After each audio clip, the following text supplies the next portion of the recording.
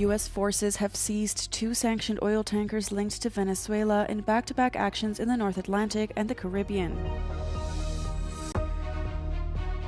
Snow, ice, and freezing temperatures brought by Storm Goretti caused chaos and travel disruptions across Europe.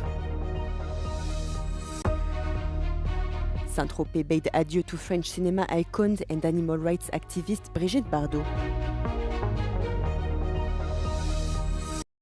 U.S. forces have seized 2 sanctioned oil tankers linked to Venezuela in back-to-back actions in the North Atlantic and the Caribbean, officials said on Wednesday. The United States had been chasing the first oil tanker, formerly known as the Bella 1, since it evaded a partial U.S. blockade around Venezuela and thwarted an attempt by the U.S. Coast Guard to board it late last month. U.S. European Command said a Coast Guard cutter had pursued the tanker into the waters between Scotland and Iceland. U.S. media reported that Russia had sent a submarine to escort the empty oil tanker. It was reflagged as Russian and renamed the Marinera after turning toward Europe. U.S. officials said the tanker is part of a shadow fleet carrying oil for countries such as Venezuela, Russia, and Iran in violation of U.S. sanctions. The developments are the latest in U.S. President Donald Trump's crackdown on sanctioned oil tankers going to and from Venezuela. The oil tanker, guarded by Russia, had been en route to Venezuela but was not carrying cargo before it evaded the U.S. blockade. U.S. Secretary of State Marco Rubio announced on Wednesday that he plans to meet Danish officials next week to discuss the Trump administration's interest in taking over Greenland. Denmark and Greenland sought the meeting after U.S. President Donald Trump doubled down on the idea this week, and the White House refused to rule out using military force to seize the Arctic island, which is a self-governing territory and part of the Kingdom of Denmark. Fears heightened after Trump revived his argument following the capture of Venezuelan leader Nicolas Maduro in a U.S. military operation last week. The president always retained the option. Every president, not this president, every president always retains the option. I'm not talking about Greenland. I'm just talking about globally. If the president identifies a threat to the national security of the United States, every president retains the option to address it through military means. As a diplomat, which is what I am now, and what we work on, we always prefer to settle it in different ways. That included in Venezuela. Trump has argued that the United States needs to control the world's largest island to ensure its own security in the face of rising threats from China and Russia in the Arctic. Rubio has said the Trump administration wants to eventually purchase Greenland rather than use military force, but is considering all options. Danish Prime Minister Mette Frederiksen warned earlier this week that a U.S. takeover would amount to the end of NATO. Rubio did not answer a question about whether the Trump administration is willing to risk the NATO alliance by potentially moving ahead with a military option regarding Greenland.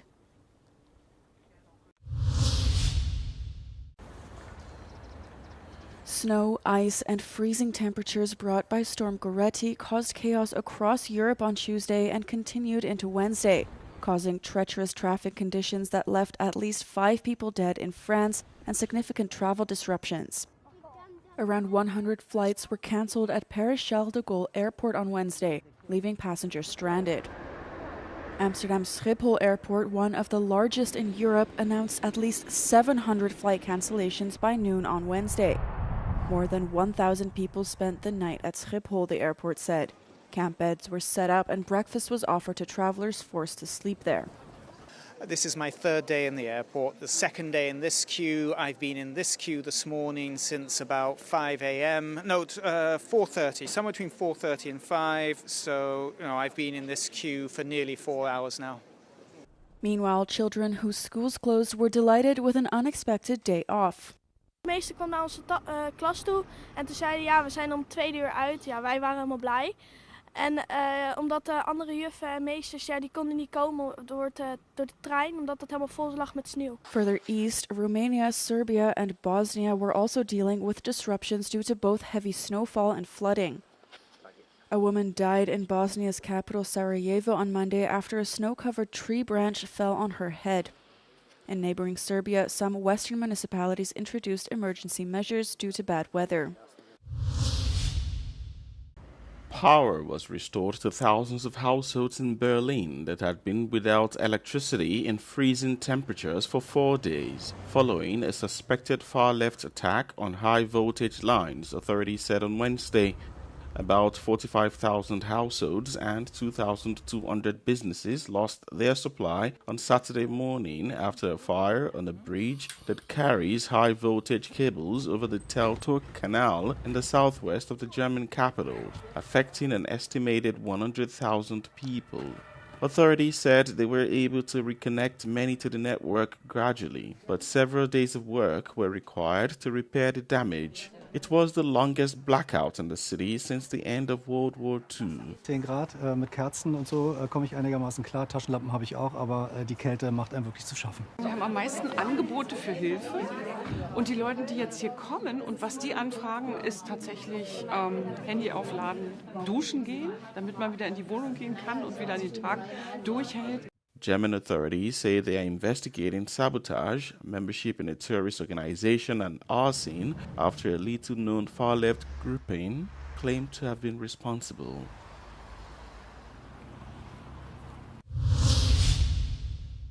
Relatives and loved ones of 5 of the 6 Italian victims of the New Year's Eve tragedy in Crans-Montana, Switzerland, gathered on Wednesday in the Italian cities of Rome, Milan and Bologna to bid a final farewell in the funeral ceremonies for the victims. A minute silence was held in all Italian schools while the city of Milan declared a day of communal mourning. Italian media reported that the last farewell will take place in Genoa on Thursday. The New Year's Eve fire tragedy at the Swiss bar in Crans-Montana killed 40 people and injured 119 others. Cypriot President Nikos Christodoulidis had a private meeting with his Ukrainian counterpart Volodymyr Zelensky during his visit to Cyprus for the official opening ceremony of the Cyprus presidency of the Council of the European Union. Cyprus reaffirmed its unwavering support for the sovereignty, independence, and territorial integrity of Ukraine, the president said after the meeting. He added that Ukraine is a key priority for the Cyprus presidency and that every effort will be made to continue the EU's support at all levels. Zelensky is expected to attend the inauguration ceremony of the Cyprus Council presidency and to have bilateral meetings with European Council President Antonio Costa and European Commission President Ursula von der Leyen. Zelensky expressed hope that many steps forward will be taken during the Cyprus presidency.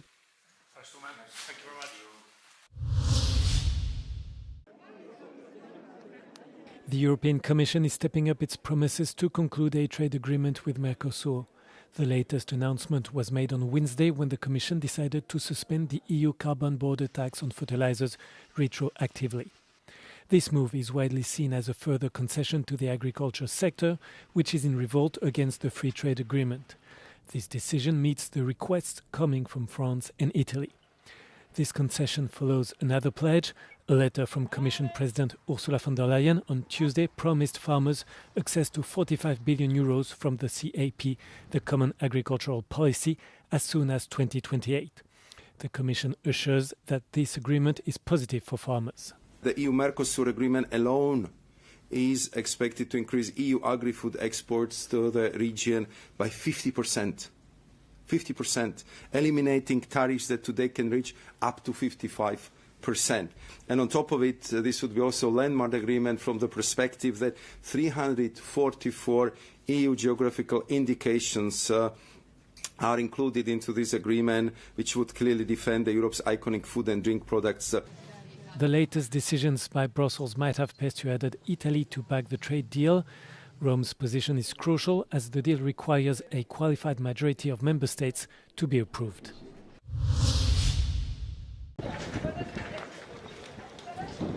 Saint-Tropez bade adieu to French cinema icon and animal rights activist Brigitte Bardot, who died on the 28th of December at 91. Her husband revealed on Tuesday that she had died from cancer. The funeral procession passed through the French Riviera's port under scattered applause.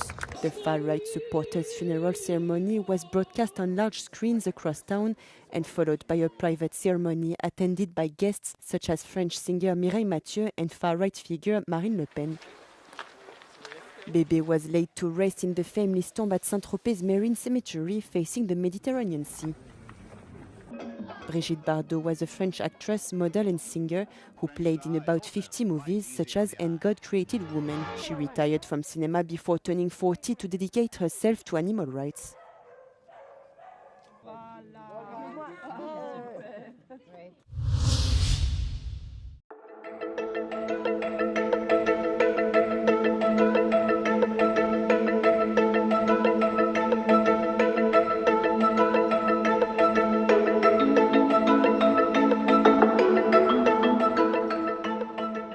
Primary goal of Robin to comfort patients during their stay in medical facilities and provide engagement, entertainment, emotional support. One of the examples is a pediatric use case where kids are admitted for a long hospital stay and they are experiencing different type of medical procedures and a lot of them are painful. So Robin is a companion that stays with them.